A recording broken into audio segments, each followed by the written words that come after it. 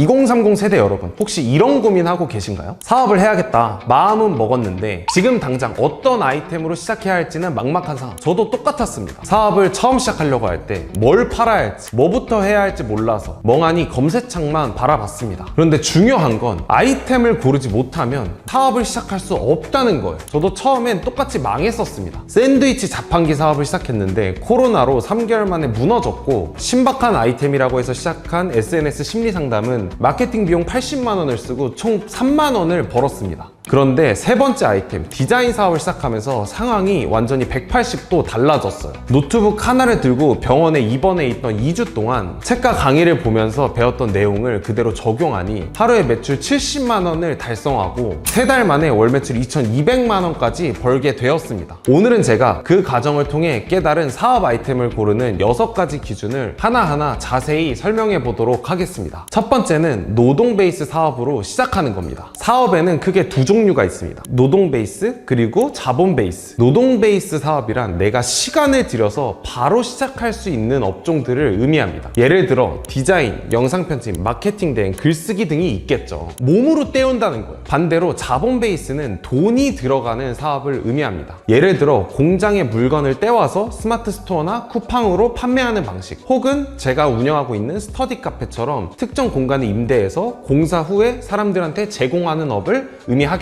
하지만 문제는 자본 베이스 사업은 잘 팔려도 문제, 안 팔려도 문제가 발생한다는 겁니다. 예를 들어 여러분이 디퓨저를 10,000원에 팔았다고 가정해 봅시다. 원가는 3,000원, 그리고 마케팅과 기타 수수료 2,000원, 50%를 제외하면 즉 5,000원이 남게 됩니다. 실제로는 5,000원도 안 남아요. 여러분들이 해보시면 아시겠지만 실제로는 10%만 남아도 많이 남는 겁니다. 한 개를 팔아서 5,000원을 벌었으니까 이제 2개를 팔면 10,000원을 벌겠죠. 그런데 문제는 여러분들이 2개를 판매하기 위해선 미리 사와야 한다는 겁니다. 우리는 방금 10,000원짜리 디퓨저를 팔아서 총 5,000원을 벌었습니다. 근데 원가 3,000원짜리 디퓨저 2개를 사오면 총 얼마가 되죠? 6,000원이 듭니다. 난 방금 5,000원을 벌었는데 2개를 팔기 위해선 내 돈을 추가로 1,000원을 넣어서 6,000원을 가지고 디퓨저를 사와야 해요. 여러분이 어찌저찌 1,000원을 구해와서 6,000원을 가지고 디퓨저 2개를 사왔다고 가정해 봅시다. 그 2개가 다 팔리면 우린 총 얼마를 벌게 되죠? 10,000원을 벌게 됩니다. 2개를 팔았으니 이제 몇 개를 사와야 될까요? 더 많이 팔려면 이제 4개는 사와야겠죠. 원가 3,000원씩 4개면 총 얼마가 필요한가요? 12,000원이 필요합니다. 우린 방금 2개를 팔아서 10,000원을 벌었는데 이제는 12,000원이 필요해졌어요. 이런 것처럼 자본 베이스 사업들은 대부분 매출이 커질수록 더 많은 돈을 필요로 하게 될 거예요. 처음부터 자본이 많지 않은 사람이라면 시작조차 하면 안 되는 업종입니다. 만약 아까 말씀드렸던 디퓨저를 1,000개, 10,000개 팔아야 되는 상황이 된다면 어떻게 될까요? 아마 초보자분들은 감당하기 어려울 겁니다. 반대로 노동 베이스 사업은 어떨까요? 내 시간을 들여서 로고 디자인 하나를 만들어줬습니다. 처음에는 10,000원을 받아도 상관없어요. 만약 아예 팔리지 않는다면 잃는 게 있나요? 없습니다. 시간만 쓰게 된 거죠. 하지만 그 시간도 결국엔 경험으로 남게 됩니다. 그래서 초보자는 리스크가 없는 노동 베이스 사업으로 무조건 시작해야 됩니다. 위험 요소가 전혀 없기 때문에 100번을 시도해도 절대 망하지를 않아요. 두 번째 기준은 작은 시장을 선택해라입니다. 처음 사업을 시작하는 사람들이 흔히 착각을 하는 게 있습니다.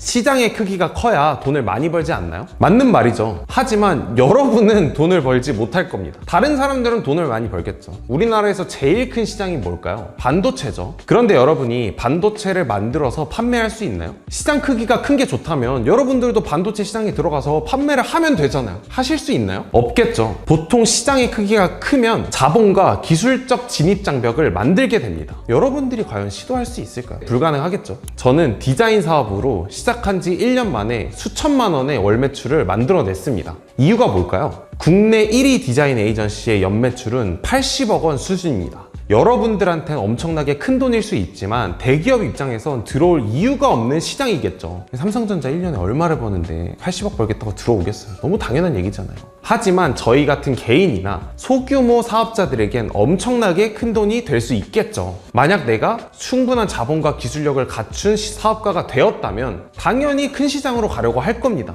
그래서 결국에 작은 시장엔 대기업도 없고 실력자도 없는 블루오션이라고 할까요? 이런 특이한 구조가 만들어지게 돼요. 삼성도 처음부터 반도체를 판매한 게 아니죠. 설탕부터 시작했습니다. 쿠팡도 똑같습니다. 원래 뭐 하던 회사였나요? 쿠폰을 조금 더 싸게 파는 회사였어요. 무신사도 가장 처음에 신발을 그냥 자랑하던 커뮤니티였습니다. 여러분도 마찬가지입니다. 작은 시장부터 시작해서 실력과 경험을 쌓고 큰 시장으로 나아가는 전략을 취하시면 됩니다. 세 번째 기준은 성장하는 시장을 선택해라입니다. 아까 작은 시장을 선택하라 해놓고 또 성장하는 시장을 선택하라는 게 무슨 말이냐. 작은 시장이면서 동시에 찾는 사람이 점점 많아지는 아이템을 선택해야 합니다. 여러분이 만약 총 시장 규모 1000억에 연매출 100억 규모의 회사를 운영하고 있다고 가정해 보겠습니다. 그러면 시장 점유율 몇 %죠? 10%겠죠. 근데 내년에 시장 규모가 800억으로 줄어버렸습니다. 그러면 여러분들이 시장 규모 10%를 유지한다고 가정했을 때 연매출은 어떻게 되나요? 80억으로 같이 줄어버릴 겁니다. 그 상황에서 여러분은 어떤 판단을 하는 게 가장 합리적일까요? 시장 규모가 줄어들고 있는 상황에서 시장 점유율을 늘린다면 매출은 오히려 키울 수 있습니다.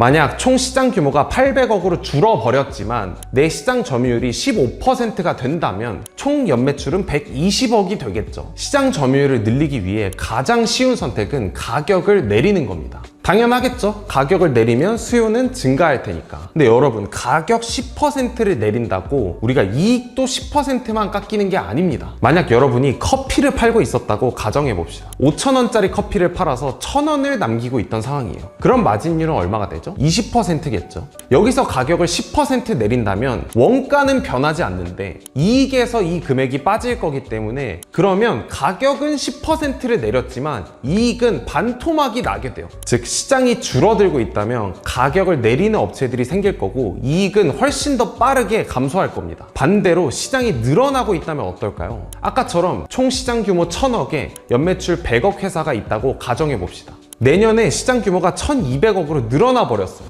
그럼 가만히 있어도 연매출은 120억이 됩니다. 이런 상황에서 업체의 대표는 어떤 판단을 할까요? 가격을 올리려고 하겠죠. 근데 만약 가격을 10% 올리면 아까랑 동일하게 마진도 10%만 늘어나는 게 아닙니다. 내가 만약 커피 5,000원짜리를 팔아서 1,000원을 남기고 있었는데 이 커피를 5,500원에 판매를 시작한다. 그럼 마진은 어떻게 되죠? 1,500원이 됩니다. 이익이 50%가 늘어난 거예요. 이런 것처럼 큰 시장에선 가격을 수월하게 올릴 수 있고 더 높은 마진을 가져갈 수 있게 됩니다. 이게 성장하는 시장의 이점이에요. 그러면 큰 시장은 어떻게 찾을 수 있을까요? 시장이 커진다는 게 어떤 의미인가요? 찾는 사람이 결국 많아진다는 거겠죠. 검색량의 추이를 확인해 보시면 됩니다. 네이버에 네이버 트렌드라고 검색하시면 네이버가 지난 5년간의 데이터를 제공해 줍니다. 거기다가 여러분들이 판매하고자 하는 아이템을 검색해 보시고 그래프 추이를 확인해 보시면 돼요. 쉽죠? 네 번째 기준은 특별한 아이템을 선택하지 마라입니다. 많은 분들이 사업을 시작할 때 이런 얘기를 많이 하죠. 나만의 특별한 아이템을 찾아야지. 하지만 이건 오히려 독이 됩니다. 만약 여러분이 번지 점프장에 갔다고 가정해 봅시다. 제가 번지 점프장을 오픈했어요. 첫 개장이라 사람들이 줄을 막 서 있습니다. 제가 여러분한테 외치는 거예요. 가장 처음 뛰어내리고 싶은 사람 있나요? 여러분들 손 드실 건가요? 당연히 안 드시겠죠? 너무 리스크가 크잖아요. 사람들도 똑같습니다. 사람들은 검증된 제품을 구매하려고 해요. 근데 여러분들이 특별한 아이템으로 사람들에게 설득하려고 한다면 매우 난이도가 높아질 겁니다. 제가 디자인 사업이 잘 된 이유는 특별한 게 하나도 없었기 때문입니다. 디자인 맡기시는 게 새롭게 느껴지시나요? 그런 것처럼 익숙한 아이템을 선택해야 마케팅의 난이도도 훨씬 더 내려가고 사람들도 훨씬 쉽게 설득할 수 있습니다. 특별한 아이템은 여러분들이 하는 게 아니라 대기업들이 하는 거예요. 예를 들어 애플을 생각해 봅시다. 특별한 아이템을 내더라도 진성 팬들이 먼저 그 상품을 구매해 주기 때문에 충분히 사회적 검증을 받을 수 있습니다. 근데 여러분들은 새로운 아이템을 내면 누가 검증을 해주나요? 여러분한테 돈을 기꺼이 지불하고 그걸 사서 유튜브에 올리고 블로그에 올리고 인스타그램에 올리나요? 아무도 올릴 사람 없잖아요. 근데 왜 새로운 아이템을 하려고 하는 거예요? 그런 거 하지 말자는 겁니다. 그러면 특별하지 않은 아이템을 선택했다면 다섯 번째, 통제권을 가질 수 있어야 합니다. 제가 사업을 할 때 늘 강조하는 게 있습니다. 내 사업의 통제권은 내가 쥐고 있어야 된다는 거예요. 예를 들어 여러분들이 스마트 스토어나 쿠팡에서 판매를 하고 있다고 가정해 봅시다. 너무 사업이 잘 돼서 한 달에 수백만 원, 수천만 원의 매출을 내고 있어요. 그 상황에서 만약에 스마트 스토어와 쿠팡이 여러분의 판매 계정을 정지시킨다면 어떻게 될까요? 여러분들은 아마 지금까지 번 돈을 모두 잃게 될 겁니다. 아무리 판매를 잘하던 사람들도 한순간에 무너질 수 있습니다. 내 사업의 통제권이 나에게 있는 것이 아니라 플랫폼에 있기 때문입니다. 실제로 저도 크몽에서 매출 1등이죠. 그 경험을 토대로 말씀드리는 거예요. 판매자 계정을 크몽이 정지하거나 수수료를 올려도 제가 할 수 있는 게 있나요? 없습니다. 사업을 운영하면서 내가 통제할 수 있는 것이 없다는 것은 매우 큰 위험 요소로 작용합니다. 나중에 직원을 뽑고 재고를 가지고 있는데도 내 판매 페이지가 정지당하면 직원의 인건비는? 재고는 어떻게 하실 건가요? 그래서 저도 그 경험을 토대로 직접 홈페이지를 만들고 직접 마케팅을 하는 방향을 선택했습니다. 제 홈페이지 누가 정지시킬 수 있나요? 제가 마케팅하는 거 누가 막을 수 있어요? 정지될 일이 없잖아요. 내 사업의 통제권은 내가 지고 있어야 하는 겁니다. 여섯 번째는 재구매가 많이 일어날 수 있는 사업 아이템을 선택해라입니다. 사업 아이템을 고를 땐 객단가가 낮더라도 재구매가 많이 일어나는 비즈니스가 훨씬 난이도가 낮습니다. 만약 제가 마케팅 회사를 운영하고 있다고 가정해 볼게요. 현재 10개의 회사의 마케팅을 대행하고 있고 이 고객들은 매달 계약을 갱신 중입니다. 이 상황에서 제가 매출을 올리기 위해 다음 달에 몇 명의 고객을 더 데려오면 될까요? 한 명입니다. 한 명만 데려와도 총 계약 업체는 11개가 되면서 매출이 늘어나게 돼요. 근데 반대로 제가 가습기를 판매하고 있다고 해봅시다. 이번 달에 가습기 50개를 팔았어요. 다음 달에 매출을 올리기 위해선 몇 개를 더 팔면 될까요? 51개입니다. 가습기는 재구매가 적은 사업 아이템이에요. 때문에 이번 달에 구매한 고객이 다음 달에 다시 한번 구매해줄 확률은 굉장히 낮습니다. 그래서 고객을 한 명만 데려오면 한 개만 팔린 채로 끝나겠죠. 결국 저번 달보다 매출을 올리기 위해선 51명의 고객을 데려와야 됩니다. 한 명만 더 데려와도 매출이 늘어나는 비즈니스와 계속 더 많은 고객을 데려와는 비즈니스 중 어떤 게 더 난이도가 낮을까요? 말 안 해도 당연히 아시겠죠. 재구매가 많은 사업 아이템을 선택해야 하는 두 번째 이유는 마진이 높다는 점입니다. 사업에서는 매출이 높고 낮은 게 중요한 게 아닙니다. 얼마나 많이 남기느냐가 중요해요. 만원짜리 가습기를 팔았을 때 인건비부터 세금, 플랫폼 수수료, 마케팅 비용 다 빼고 나면 보통 1,000원 정도 남습니다. 유통업에서 10%는 높은 마진율이에요. 하지만 고객이 이 제품이 마음에 들어서 다시 한번 구매할 때도 마진이 똑같을까요? 전혀 다르겠죠. 사람들은 재구매를 할 때 이전과 동일한 마케팅 과정을 겪지 않습니다. 그냥 우리 쇼핑몰로 찾아와서 바로 구매를 결정할 거예요. 때문에 첫 번째 구매와 다르게 마케팅 비용이 생략될 겁니다. 보통 만원짜리 제품을 팔면 20% 즉 2,000원 정도 마케팅 비용을 쓰니까 그 비용이 생략되면 결국 3,000원이 남게 되는 겁니다. 똑같이 하나를 팔았는데 1,000원이 남을 때와 3,000원이 남을 때 전혀 다른 구매라는 걸 알 수 있겠죠. 이 재구매가 많이 일어나기 위해선 태생부터 재구매가 많은 아이템을 선택해야 돼요. 가습기 같은 경우엔 우리가 아무리 노력을 해도 재구매가 많이 일어나긴 어렵겠죠. 자, 이렇게 6개 기준을 다 얘기를 했어요. 근데 사업 아이템 못 고르시겠죠? 지금 머릿속으로 그래서 난 뭐하지? 이렇게 생각하고 계시죠? 제가 이 6가지 조건을 충족하는 사업 아이템을 찾는 사이트를 알려드리겠습니다. 가장 쉬운 방법은 크몽이나 숨고 같은 프리랜서 마켓에 들어가는 겁니다. 우리가 프리랜서 마켓에 들어가면 판매하고 있는 수백 개의 아이템을 볼 수가 있죠. 그 아이템들은 방금 얘기한 10가지 기준을 대부분 충족합니다. 일단 첫 번째, 노동 베이스. 프리랜서 자체가 노동 베이스죠. 인력을 대신해서 일을 하는 걸 의미하기 때문에 노동 베이스를 충족합니다. 두 번째는 뭐였죠? 작은 시장. 큰 시장에는 프리랜서가 있을 수가 없습니다. 시장이 충분히 크면 정규직을 채용하면 되죠. 자, 세 번째, 성장하는 시장을 선택해야 된다 했죠. 제가 아까 확인하는 방법을 알려드렸죠. 네이버 트렌드에서 직접 검색량을 추적해보시면 됩니다. 자, 그 다음 네 번째, 특별한 아이템 하지 마라. 프리랜서 마켓은 기본적으로 판매자와 구매자를 연결해서 돈을 버는 비즈니스입니다. 거기 이미 등록된 상품들은 플랫폼에서 판매가 된다는 걸 검증을 한 상품입니다. 다섯 번째, 통제권을 가져야 한다고 했죠. 그 아이템을 보고 그 프리랜서 마켓에 기대서 사업을 시작하는 게 아니라 그 아이템만 가져와서 직접 홈페이지를 만들고 직접 마케팅을 하시라고요.